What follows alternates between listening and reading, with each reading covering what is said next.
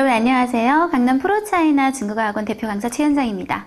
오늘은 여러분과 함께 우리 HSK 어휘학습에 대해서 얘기를 좀 해볼 텐데요.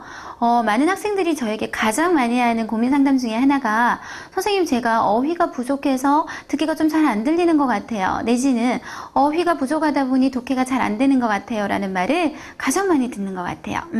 그만큼 여러분들이 중국어에서 단어를 암기하는 것에 대해서 굉장히 부담을 느끼고 계시고 또 중요하다고 생각한다는 걸 알 수 있는데요. 오늘은 우리가 어떻게 하는 것이 HSK 단어를 정말 잘 학습하는 방법인지 함께 얘기해 보도록 할게요.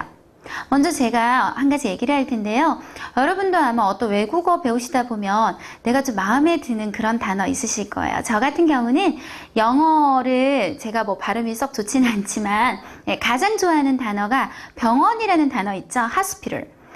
발음이 그냥 저는 이유는 없어요. hospital이라는 말만 하면 왠지 나는 이 영어 발음이 굉장히 좋은 것 같고 다른 단어는 항상 별론데 hospital 하면 기분이 굉장히 좋아지더란 말이죠. 뜻은 사실 별로 좋은 뜻은 아니잖아요. 이렇게 누구나 이렇게 외국어를 공부하면 좀 마음에 드는 단어 있기 마련인 것 같아요. 중국어의 경우는 저는 제일 좋아하는 입에 이게 탁탁 붙는다고 생각하는 단어가요. 일단 첫 번째는 이징이라는 단어 너무 좋아해요. 그래서 한국어도 이제는 임이라는 말을 거의 안 쓰는 것 같아요. 그냥 일반 사람들한테도 제가 어제 이징 뭐 했거든요. 이렇게 말을 하는데 또 대부분 그냥 그 상황상 알아들으시더라고요. 그래서 이미 이징이라는 말이 너무 입에 붙었고 또 중국어 단어 중에 이런 말이 있어요. 我不是拖拖拉拉的人 이런 말 써요. 拖拖拉拉的 라고 하면 어떤 일을 이렇게 자꾸 미루고 느기적거리고 이런 걸 우리가 묘사할 때 拖拖拉拉라 그러는데요. 이것도 이유는 없어요. 그냥 뜻이 좋아서가 아니라 발음이 너무 예쁜 거예요. 拖拖拉拉 랄라 노래 부르는 것 같기도 하고 해서 저도 그 발음을 되게 좋아하는데요.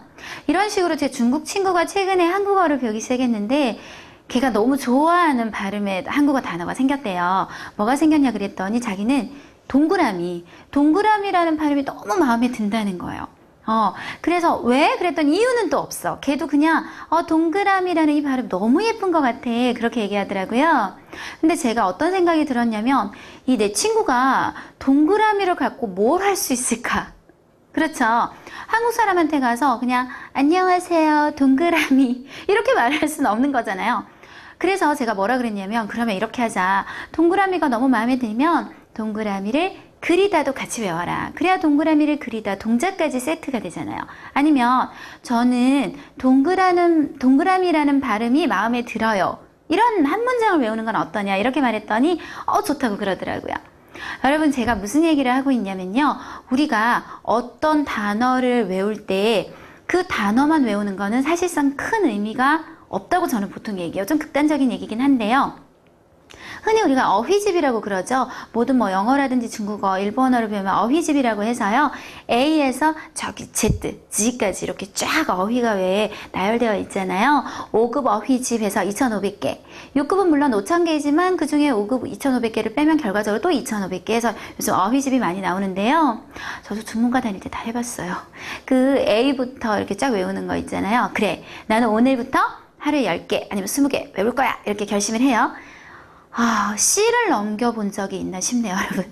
항상 CD쯤 되면 이제 뭐 이렇게 결심이 또 작심삼일이라고 서서히 사라지고 또 까먹기도 하고 그래서 Z를 본 적이 없는 것 같아요. 그러면 또 처음부터 또 외워요. 그래서 A 쪽을 너무 잘 아는 거죠. 여러분들 이런 경험 정말 한 번씩 있으실 것 같은데요. 단어를 그렇게 외우는 것은 굉장히 의미가 없습니다. 그러면 제가 여러분과 중국어 단어를 어떻게 외우는 것이 좋을지 두 가지로 얘기를 한번 해보도록 할게요. 첫 번째는 먼저 품사를 꼭 외워주셔야 돼요. 여러분들 중에 상당 부분 학생들은 그냥 한국어 뜻만 외우시더라고요. 한국어 뜻만 외우시면 나중에 중국어 배우다 보면 어떤 현상이 생겨요? 비슷한 단어가 너무 많이 생기죠. 이 단어들을 구분할 때 사실상 품사가 다르다면 문장에서의 위치나 사용법이 사실 완전히 달라지는 거거든요. 근데 그 정말 완전히 달라지게 하는 가장 중요한 지표를 까먹고 안 외우시는 분들이 꽤 많으시는 것 같아요. 그래서 일단 우리가 품사를 꼭 외워야 된다는 건데요. 먼저 품사가 얼마나 중요한지 저랑 한번 예를 한번 들어서 설명해 보도록 할게요. 필기를 제가 하면서 얘기를 좀 해볼 텐데요. 자, 예를 들어서 자, 파다라는 단어입니다. 그리고 파짠이라는 단어고요. 자, 파다 하면 한국 분들은 한자 그대로 읽어서 발달하다 라고 말씀하시겠죠? 파잔 하면 발전하다. 그럼 제가 여러분에게 질문할게요. 한국어로 발달하다와 발전하다 차이가 뭔데요? 사실은 없단 말이에요. 발달하다나 발전하다나 제가 볼 때는 거의 비슷한 뜻이에요. 여러분들이 이 두 단어의 차이는 품사에 있다는 걸 아셔야 돼요. 파다 같은 경우는 중국사람들이 어떻게 쓰느냐? 这个国家很发达,非常发达,不发达 이렇게 써요. 자, 여러분 제가 방금 했던 말을 들어보니까 파다는 품사가 뭔 것 같으세요? 파다는 품사가 형용사입니다. 네, 형용사. 따라서 뒤에 목적어를 가져서는 안 되고요. 말 그대로 묘사를 하는 말이죠. 어떤 주어가 很发达 혹은 명사를 꾸미고 发达的什么什么 이런 식으로 꾸미는 데 쓰는 말이에요. 그러나 发展은 동사 혹은 명사예요.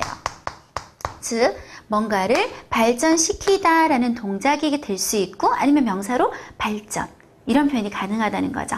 그러면 우리가 이 두 단어 뒤에 각각 한 단어씩 붙여보도록 하겠습니다. 둘 다 고어지아를 한번 붙여볼까요? 국가. 네, 여기도. 네, 네. 자, 먼저 파다 고어지아라고 한번 해볼게요. 그럼 여러분 생각을 해보는 거예요. 뜻이 문제가 아니라 얘는 지금 형용사예요. 형용사가 목적어를 가질 리 없겠죠? 그러면 이 경우는 어떻게 될까? 그렇죠. 파다가 고어지아를 수식하는 관계가 되는 거예요. 그러면 해석이 발달한 국가.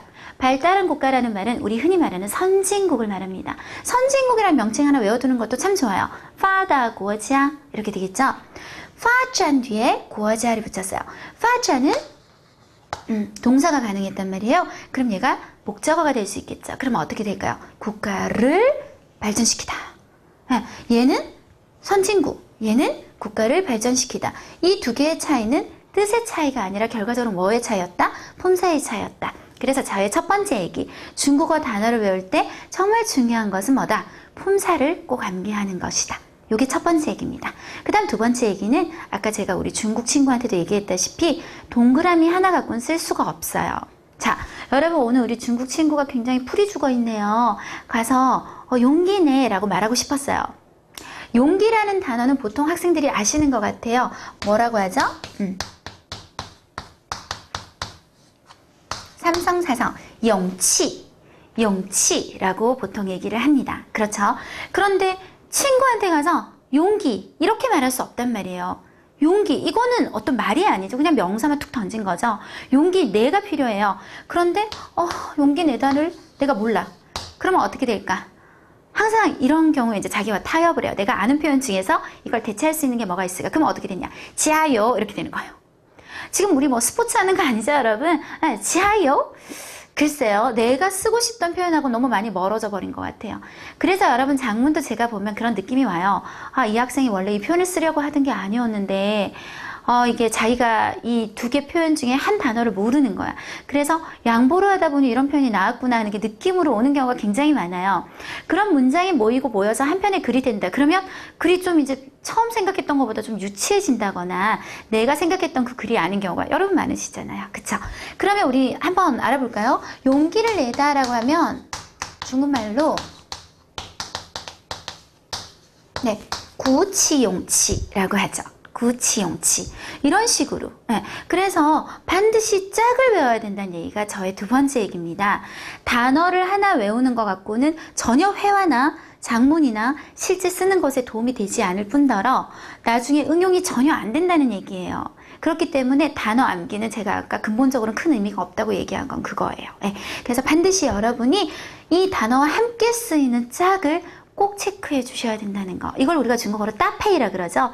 꼭 같이 묶어서 쓸 수 있도록 이렇게 해주셔야 된다는 게 너무너무 중요하다는 거죠. 우리 한 가지만 더 보도록 할까요?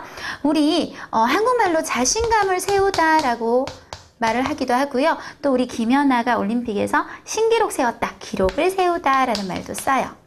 지루. 이 두 가지는 모두 한국말로 세우다라는 말이 분명히 지금 필요한 상황이죠. 그런데 중국어에서는 이게 짝이 다르단 말이에요. 세우다라는 말을 하나 외웠다고 해서 여기저기 막 쓸 수 있는 게 아니에요. 예를 들어 신 같은 경우는 반드시 지엘리신신이라고 합니다. 지엘리신신. 그러나 지루 같은 경우는 기록을 세우다라고 하면 创造记录라고 하셔야 돼요. 创造记录. 이거 보세요. 한국말로 같아도 실제로 중국어에선 다른 단어를 쓰죠. 더더욱 이런 경우는 여러분이 한국어로 예를 들어 지엘리를 세우다, 创造를 창조하다 이렇게 외우는 것만 가지고는 굉장히 나중에 부족할 수 있다는 얘기죠. 그래서 반드시 따페이, 이 단어가 주로 이런 단어하고 쓰이는구나.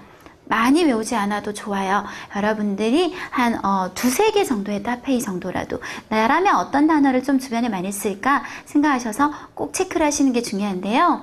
제가 이게 정확하게 딱 말을 못하겠지만 요즘 N 사이트라든지 D 사이트, 우리가 가장 많이 들어가는 그 포털 사이트 있잖아요. 거기 중국어 사전, 특히 D 사이트의 중국어 사전 밑에 보면 예제가 굉장히 많이 나와 있어요. 그래서 그런 걸 보시면서 따페이를 얘는 주로 이 아이랑 많이 쓰는구나. 이렇게 외워놨을 때 그 단어가 의미 있다는 겁니다. 그래서 제가 두 가지 얘기를 했어요. 지금 여러분께. 첫 번째는 품사가 중요하다는 얘기를 했고요. 두 번째는 반드시 적어도 따페이를 한두 개 정도는 꼭 외워두는 것이 중요하다. 이렇게 얘기했습니다. 그리고 이제 마지막으로 한 가지만 제가 조금 추가하고 싶은 얘기는요. 단어를 외울 때도 모티베이션, 동기가 굉장히 중요한 것 같아요. 제가 예전에 부산대를 다닐 때요. 저희 집에서 부산대까지 지하철을 타고 꽤 많은 거리를 이동을 해야 되는데 그때 당시 지하철에 광고가 붙었더라고요. 관절염 류마티스에는 네, 이 약에 대해서 이렇게 광고가 붙어 있더라고요. 처음 중국어를 이제 배우기 시작해서 얼마 되지 않았을 때니까 궁금한 거예요. 관절염 그대로 여러분 관지엔이라고 하는데 류마티스는 뭘까 굉장히 궁금하더라고요. 그래서 사전을 꺼내서 찾아봤어요. 류마티스를. 그랬더니 펑시정이라고 나와 있는데 저는 그 단어를 그 이후로 본 적도 없고 그리고 따로 어디 연습장에 적으면서 외운 적도 없지만 너무나 인상이 깊었어요. 왜 깊었을까? 한 번만에 왜 암기가 되어버렸냐면 내가 궁금했기 때문이죠. 내가 이 단어를 너무 알고 싶었기 때문인 거예요. 류마티스가 뭐지? 하면서 찾았더니 펑시정이라는 단어가 그 한 번만에 그냥 머릿속에 쏙 들어와 버리더라고요. 그런 거예요, 여러분. 어휘장이 별로 효율이 떨어진다고 제가 얘기를 하는 것도 그런 건데요. 굉장히 동기가 부족해요. 내가 A부터 Z까지 아무 이유 없이 외운다는 거는 굉장히 의미가 없을 것 같습니다. 그래서 단어를 외우실 때는 평소에 여러분 독해나 듣기 하시면서 그 나오는 게 다 단어들 아닌가요? 그 과정에서 이 단어 좋다, 내가 외워둬야지. 혹은 이 단어랑 같이 쓰는구나. 독해나 듣기를 하시면서 그런 식으로 단어를 외우시는 게 저는 훨씬 더 효율적이라고 생각합니다. 네, 오늘은 여러분과 함께 우리 HSK에서 단어 암기, 단어 학습 어떻게 하는 것이 가장 좋을까요? 라는 주제로 함께 얘기해 봤습니다. 다음 시간에는 또 여러분께 정말 유익하고 도움이 되는 주제로 또 찾아올게요.